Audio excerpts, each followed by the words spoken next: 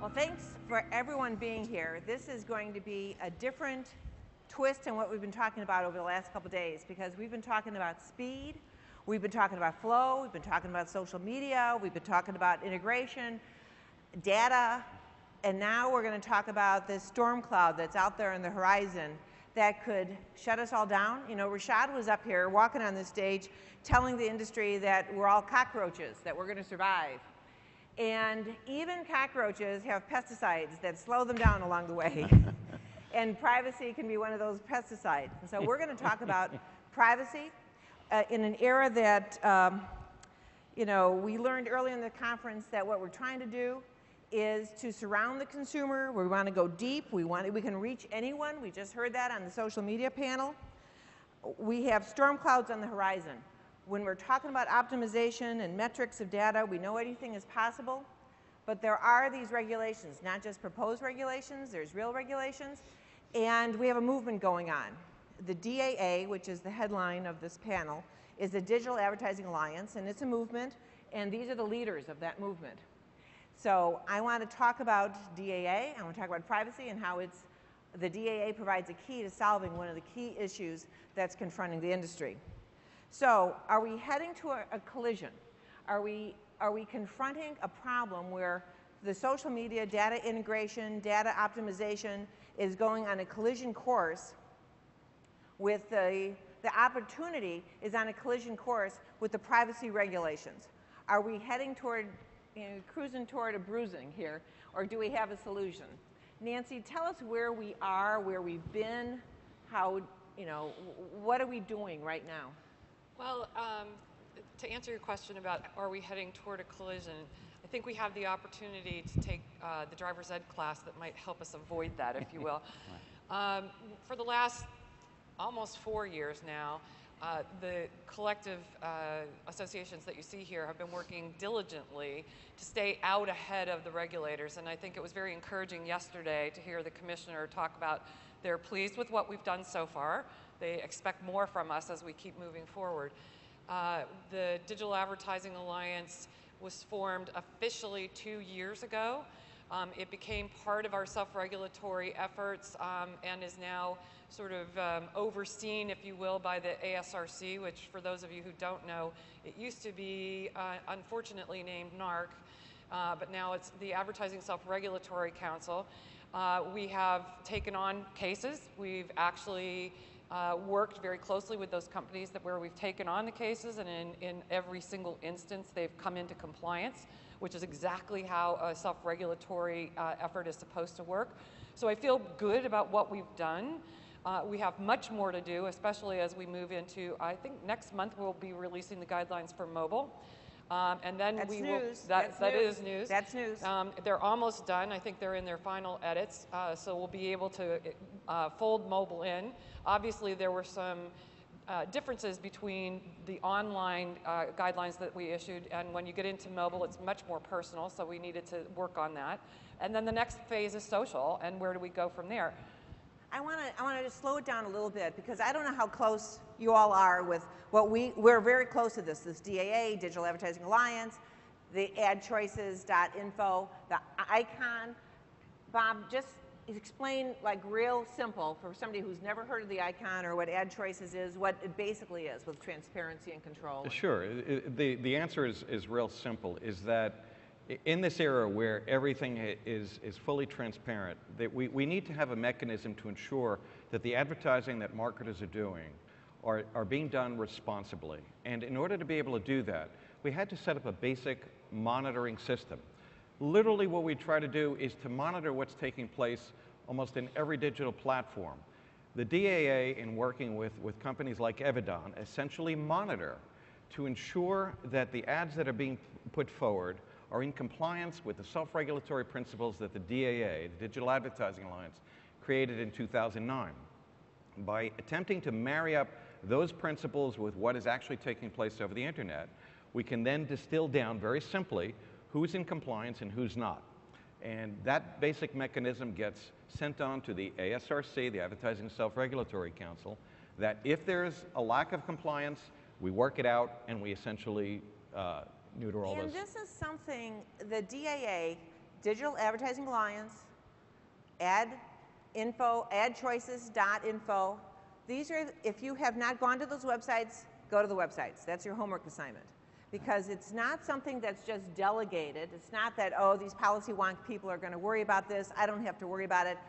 You all have to worry about it. It's IAB, David, is the ad icon.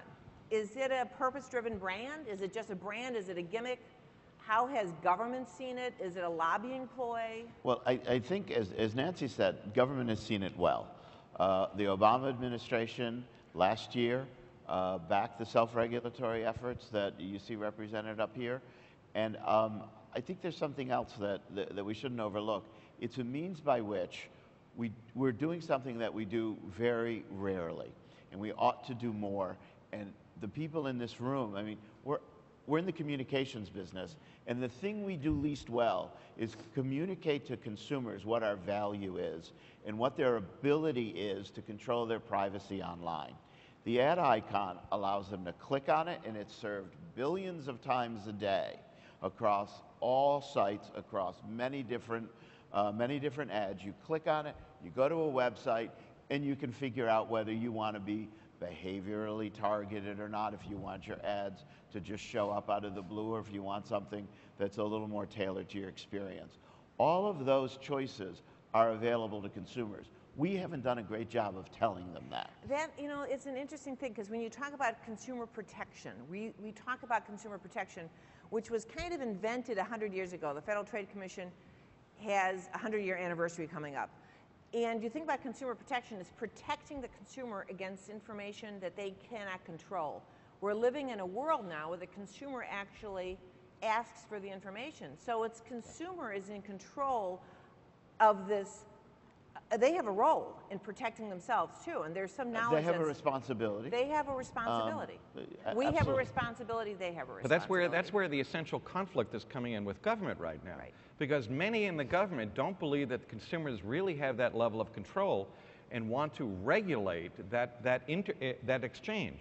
The reality is you've got people like Senator Rockefeller who come out and said, we don't trust you marketers because you're profiteering hounds out there, and all you want to do is to be able to take money from consumers. That's blatantly false. I can say it unequivocally. I don't care what kind of press it gets. It's blatantly false. Essentially, what we have is we've created the ability for the consumers to make their own respective choices, and we are working, as Nancy just said, to expand that to the mobile arena and to the social arena, so that consumers can, in fact, self-regulate. In this world, you just heard the previous panel, there's so much going on out there. If we think that any government, in their static mode, can take control of this situation and regulate it for all time, we are sadly mistaken. Well, I think the other thing that's really interesting is that those who have gone in, looked at the info behind the ad choices, read through it, and many have, very, very, very few opt out once they've discovered it, because they recognize the exchange, that I'm getting this access to this in exchange for getting interest-based, not behaviorally based It's very technical. Well, I just think that, you know, we as an industry use really bad terms and set ourselves up. And when you start talking about behavior, it has that big brother effect. Whereas if there's an exchange between the consumer that says your interests will be served, as opposed to your behavior will be served, it's a big shift. Let's talk about another shift that's going on, which is browsers. Let's talk about the B word with browsers. And browsers aren't exactly all equally embracing the technological solution that we have created, this gig that we've created, and the methodology and the consumer empowerment. And some browsers are going a different direction. David. I'm looking at David and calling him Randy. I'm the Italian Catholic version. This is the Italian Catholic panel, by the way. We've got three, except for Russian Orthodox. David, IAB issued a press release last night. We did. Tell us about the press release about the browser, and we'll segue into other browsers too. Which specifically about Mozilla's announcement that in June they're going to put a patch into Firefox. Their intention is to put a patch into Firefox that prevents third-party cookies from being served. And we believe that that does not give, and that is set when the consumer goes in, the consumer doesn't really have a choice. And we believe that takes away transparency and choice from the consumer to be able to decide whether they want interest-based advertising. You know, it's hard to understand why what Firefox is doing is, why is that a bad thing? You know, there's other browsers that have they have preset a do not track option. Sounds good, right? No, definitely not. Microsoft in particular, this is where they made headlines about a year ago where they basically said that they wanted their Internet Explorer 10 that was coming out with Windows 8 essentially to be do not track, where the consumer doesn't necessarily have any choice in the matter, where all interest-based ads would essentially be blocked because the default position would be set in the on position. What we've tried to do through the DAA is to ensure that consumer choice was at the heart of it. And if consumers don't necessarily have the ability to explore the options about what it is that they will get, what they don't, and to make the appropriate trade-offs that are relevant for them, this isn't going to work. This is Big Brother that's taking place at the browser level. We can't have that happen. Why can't consumers just be able to see the information, make their choices, and move on? Right. And the browser, the Firefox, controls 1/5 of all consumers' interactions with the web, okay? So they are telling 1/5 of consumers that you really can't be trusted to make your own choices and get online and experience what the web has already architected for you. And there's another consequence in here that is, well, I'm going to assume unintended, but what this does is it allows for larger players to maintain their dominance. So first parties, large websites that you're already aware of, that you've already visited, they're allowed to serve you cookies. It is third parties, it is the people in this room to a large extent. It is advertisers, it is those who want to serve cookies who are not on the main content site, if you will, or not the first party. Smaller sites that aren't so well known, let me finish. Smaller sites that aren't so well known, which are about all kinds of interest-based things, whether it's gardening or sports or anything else. We heard about that just a few minutes ago up here, how the web has all this endless content. Well, that endless content can only be there if people are able to monetize it, and they do that across ad networks. So the good news is that the good news is the browsers really care about privacy. The bad news is that the direction they're going completely debunks. They're hiding behind caring about privacy. Exactly. Because this is about their business model. This is not about the consumer protection or consumer privacy. In fact, somebody in the DAA yesterday referred to Firefox and Mozilla as the Cuba of the internet because they're trying to control their body of consumers. Right. How does this impact agencies? How does it impact planning? How does it impact buying? You can't be sure of what you're going to be able to actually serve. So for the last 3 days, we've heard about going deep, surrounding the consumer. You're not going to be able to do that. It'll stop that from happening. Right. Now, what we've told up till now, before this most recent announcement with Mozilla, what we've done in the DAA with both Firefox and IE, Internet Explorer, is basically we've told advertisers they don't have to observe that signal when it comes onto their site. Because as long as they're in compliance with what we're doing through the DAA, then they don't actually have to do not track. And there is no one that is respecting the signal at this point in time. No one. No one. No one knows what it means. How many advertisers have signed on to DAA? Oh boy. Oh. There are like 5,000 participants. It's quite a lot. And there's trillions of impressions of the icon. And Trillions of impressions. Yeah, it was funny. One of our detractors in a meeting, I guess 2 months ago, looked at one of our folks and said, well, you only have 34% awareness.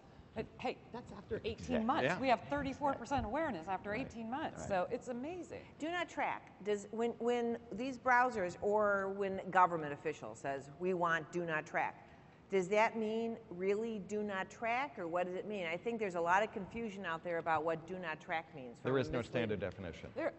So do not track, to a consumer, to the everyday consumer, do not track means you don't have my data. That's right. Is that true? No, absolutely not. It doesn't make sense, because what we're trying to get is the consumer to make the choice as to whether they can have that exchange with the browser, with the advertiser, so that there is this free-flowing relationship. If you think about it, do not track.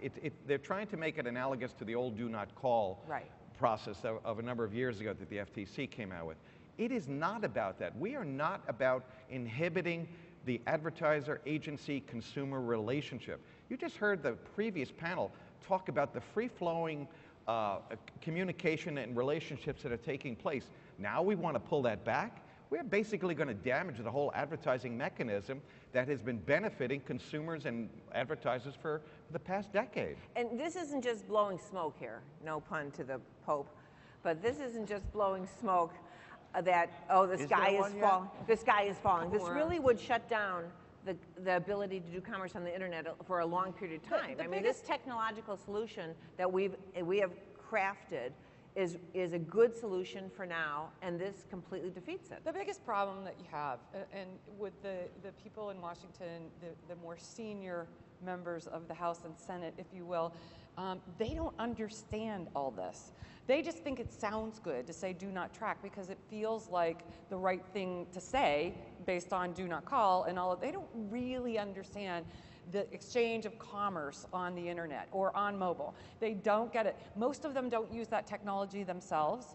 Most of them don't even have a smartphone, let alone a tablet or computer. They've got staffers who are informing them. Let's not pick on Washington. Well, let's go beyond Washington. Let's go to Europe and on a global basis, because we're dealing in multinational brands. The internet is without borders. We're crossing borders. You can reach, you heard again, from the last panel, you can reach anyone around the world.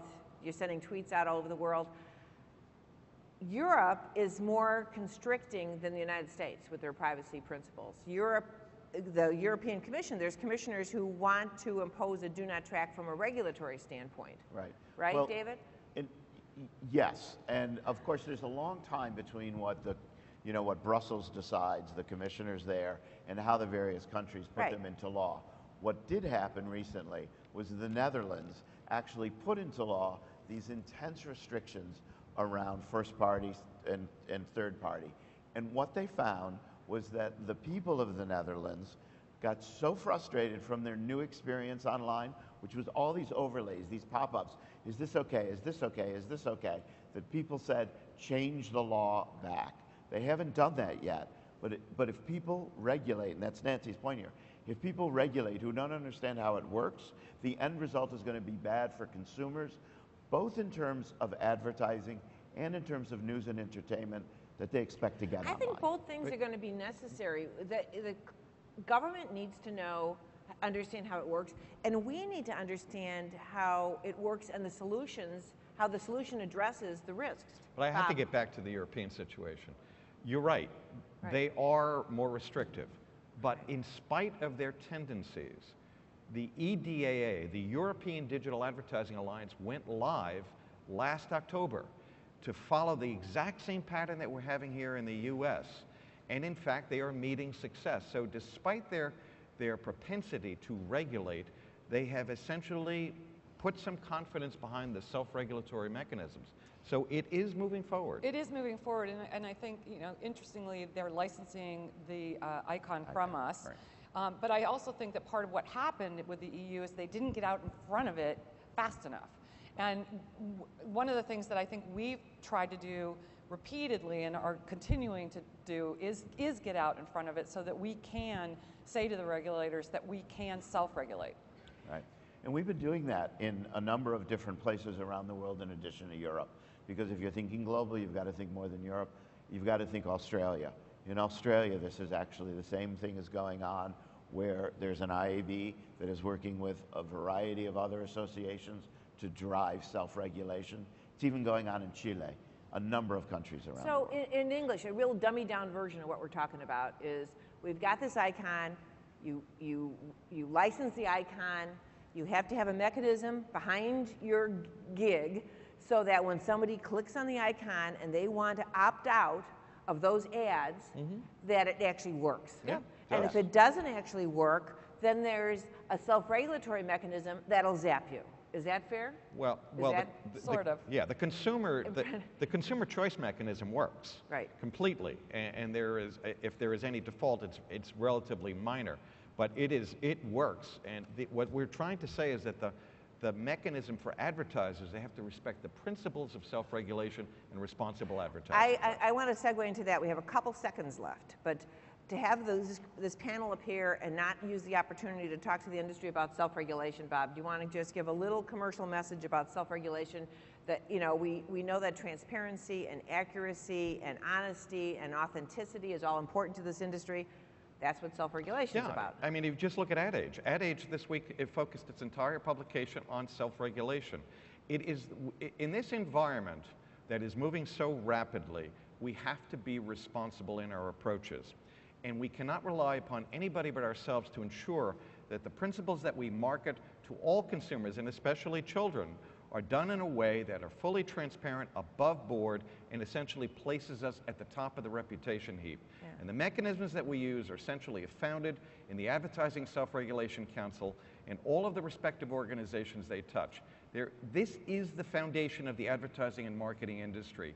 We know it works, and it has to continue to strengthen for us to be safe in this very dynamic marketing world. We have a group of true believers up here. We believe in commercial free speech. We love this industry. And when we profess commercial free speech, it's responsible speech. Yeah. And to have responsible speech, to defend commercial free speech, it needs to be responsible speech. For responsible speech, we need to have self-regulation.